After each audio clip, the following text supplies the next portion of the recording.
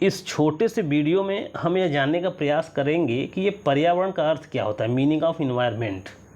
बहुत साधारणतः सब लोग जानते हैं इसको। मैं तो समझता हूँ पर्यावरण जब पढ़ने का मन करता है, आप पर्यावरण का पहला यही पढ़ते हैं, उसके बाद पर्यावरण से मन आपका उब जाता है, छोड़ देते हैं। तो ये ऐसा चैप्टर है जो सब पढ़ते हैं।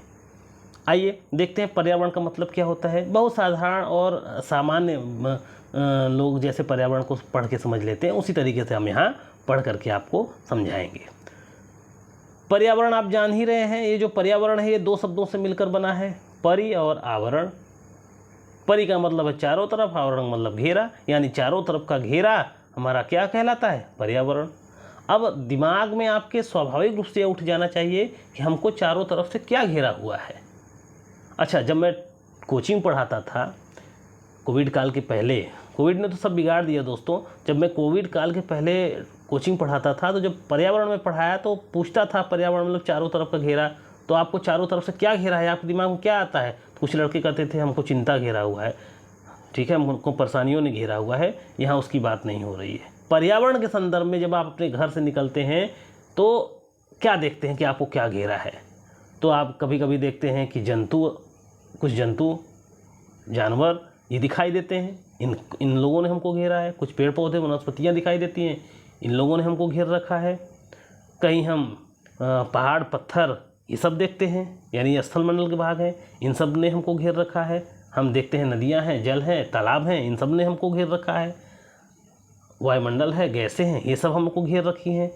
सूर्य है, सूर्यातप है, रोशनी है, विकिरण है, इन सब ने हमको घेर रखा है। तो इन सब ने हमको घेर रखा है, इन्हीं सब का घेरा क्या कहलाता है, पर्यावरण। हमारे चारों तरफ से हमको इन्हीं चीज़ों ने घेर रखा है। अब इसको आप पर्यावरण की भाषा में हमको पढ़ना है। देखिए, जो जंतु होता है या जो वनस्पति होता है, इनमें जान होती है। तो जिनमें जान होती है, ऐसी चीज़ें जो हमको घेरी हुई हैं उनमें जान है, उनको क्या रख दिया पर्यावरण भाषा में, जैव घटक।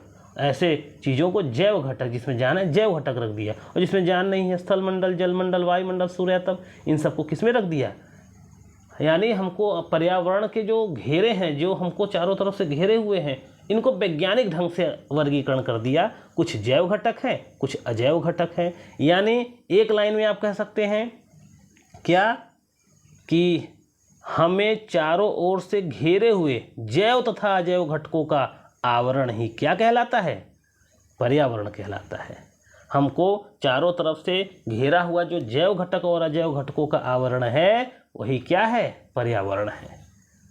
अच्छा, अब यहीं से एक चीज़ और है, जैव घटकों में और अजैव घटकों में इनका आपस में जो अंतःक्रिया होती है उसी को क्या कहते हैं, पारिस्थितिक तंत्र कहते हैं।